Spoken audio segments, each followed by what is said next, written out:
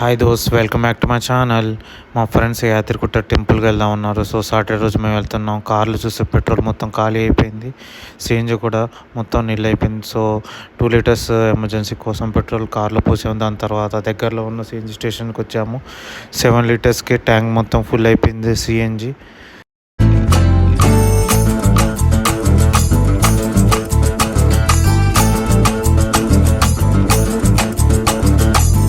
ఎందుకో పిచ్చి పిచ్చిగా నచ్చావే గుండెల్లో ఎంత గట్టిగా.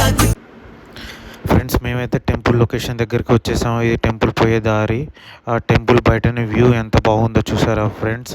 టెంపుల్ లోపల ఎలా ఉంటుందో వ్యూ చూద్దాము. మీకు ఏ టెంపుల్ అంటే ఇష్టమో కమెంట్ చేయండి కమెంట్ సెక్షన్లో.